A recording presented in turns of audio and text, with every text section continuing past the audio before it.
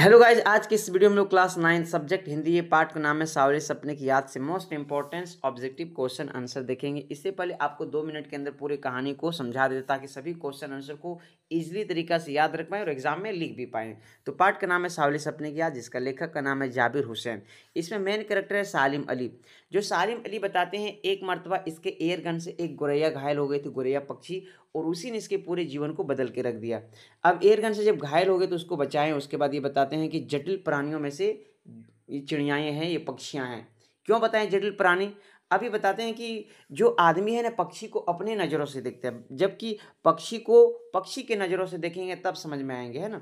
और सालिम अली ये word watcher कहलाते हैं क्योंकि नेचर और बर्ड से बहुत अच्छे से जुड़ गए थे, चिड़ियाओं से। हमेशा एक दूरबीन रखते थे अपने गर्दन में, और दूरबीन तभी हटे थे जब इसका मृत्यु हुआ था।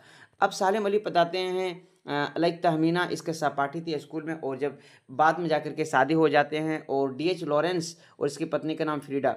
डीएच लॉरेंस भी इसी प्रकार सालिम अली और डीएच लॉरेंस दोनों पक्षी और नेचर से बहुत अच्छे जुड़े थे, बहुत अच्छे ख्याल रखते थे। सालिम अली बताते हैं एक मरतबा साइलेंट वैली जो केरल में है, ये बात करते हैं कि वहाँ पर रेगिस्तानी मरुस्थलीय हवा से बचाने के लिए ये बात करते प्रधानमंत्री उस समय का चौधरी चरण सिंह से। ये बताते हैं कि जब पक्षी विलुप्त होने लगेंगे और जब ये इन्वायरमेंट बदल जाएंगे तो बहुत सारे नेचर का जब दुख बताते हैं ना, तो चौधरी चरण सिंह भी रोने लगते हैं। बाय द वे ये बताते हैं सालिम अली इतने नेचर से जुड़ गए थे, लोग इतना पसंद करते थे, इतने लाइक लोगों को साथ देते थे और समझाते थे नेचर के बारे में, पक्षियों की महत्व के बारे में समझाते थे। और जब ये एयर गन से गोरैया घायल हो गए थे ना, तो उसी टाइम एक लिखा था रचना, जिसका नाम है फॉल ऑफ द एस्पेरो। लेकिन लास्ट में इसका होता है कैंसर, कैंसर से इसका मृत्यु हो जाती है। फिर भी इसका जो आँख की रोशनी होती है पक्षी का देखने का, वो ख़त्म नहीं होते हैं। बताते हैं सालिम अली इसका जन्म होते 1945 में बिहार में होते हैं, और इसका मृत्यु मुंबई में होते हैं। लगभग 100 साल, 100 साल नहीं होता लेकिन एग्जाम में देते हैं 100 साल। तो चलिए शॉर्ट एक्सप्लेनेशन था, आई होप समझ आया होगा। तो चलिए ऑब्जेक्टिव क्वेश्चन आंसर देखते हैं। फर्स्ट क्वेश्चन है सालिम अली की मृत्यु से सबसे बड़ा नुकसान किसको हुआ है? कि सालिम अली का जब मृत्यु है सबसे बड़ा नुकसान प्रकृति को और पक्षी को। ऑप्शन नंबर सी बिल्कुल सही हो जाएगा। आप भी आंसर देते जाइए क्योंकि आप स्टोरी समझ गए पूरी तरह से। आगे देखिए क्वेश्चन नंबर 2 में पूछा है सालिम अली के अनुसार लोग पक्षी को किसकी नज़रों से देखना चाहते हैं? आदमी की नज़रों से देखना चाहते हैं। ऑप्शन नंबर डी इसका राइट आंसर होगा। लेकिन ये बताते हैं कि आदमी को नज़रों से नहीं देखना चाहिए, पक्षी को पक्षी के नज़रों से देखना चाहिए, तब आएगा समझ में। आगे देखिए क्वेश्चन नंबर 3 में क्या पूछा है, सालिम अली किस विषय में प्रधानमंत्री से मिलने गए थे? तो याद रखिए silent valley, option number C हो जाएगा। साइलेंट वैली को बचाने हेतु, ये केरल में है, ठीक है। ऑप्शन नंबर सी बिल्कुल सही हो जाएगा। क्वेश्चन नंबर 4 में देखिए अगर आपको पीडीएफ चाहिए तो पीडीएफ भी आपको प्रोवाइड कर देंगे, इसलिए आंसर भी मेंशन कर दिए हैं। क्वेश्चन नंबर 4 में देखिए क्या लिखा है, पक्षी वैज्ञानिक सालिम अली किसकी तरह प्रकृति में विलीन हो रहे थे? वन और पक्षियों की तरह। ये मतलब पूरी तरह से खो जाते थे पक्षियों की और बिल्कुल के नेचर में, इसलिए इसको पक्षी वैज्ञानिक का भी श्रेय दिया जाता है। ऑप्शन नंबर बी इसका राइट आंसर होगा, ठीक है। आगे बढ़ते क्वेश्चन नंबर 5 में लाइक लिखा है कि वृंदावन किसकी जादू से कभी खाली नहीं होता? तो कृष्ण की बांसुरी से। वृंदावन है ना, ये पता है कि एक जगह के, तो कृष्ण की बांसुरी से बिल्कुल कभी खाली नहीं होता, उसके जादू से। आगे देखिए क्वेश्चन नंबर 6 में लाइक क्या लिखा है, सालिम अली की जीवन संगिनी क्या नाम था? सालिम अली की जो जीवन साथी थे उसके नाम क्या थे? तहमीना थी। उसके जो स्कूल में पाठ पढ़ते थे, साथ में पढ़ाई करते थे, सहपाठी थे तहमीना, और बाद में शादी हो जाते हैं, दोनों मिलकर के नेचर का ख्याल रखते हैं। सालिम अली को एक और नाम से जाना जाता है, बताइए उसका नाम क्या है? जीव विज्ञान बर्ड वाचर, तो बर्ड वाचर होगा, option number C. Bird watcher कहते हैं और पक्षी वैज्ञानिक भी कहते हैं, ठीक है।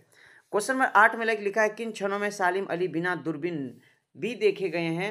एकांक के ऑप्शन नंबर बी होगा इसका राइट आंसर। हमेशा दूरबीन गले में रखते थे, जब इसका मृत्यु हुआ तब उतारा गया था। लाइक क्वेश्चन नंबर 9 में सभी बच्चे आ जाइए। क्वेश्चन नंबर 9 में क्या लिखा है, डीएच फॉरेंस का स्वभाव कैसा था? प्रकृति प्रेमी थे, सीधे साधे थे, खुले थे, उपयुक्त थे सभी। ऑप्शन नंबर डी होगा, बिल्कुल बहुत अच्छी इसका स्वभाव था।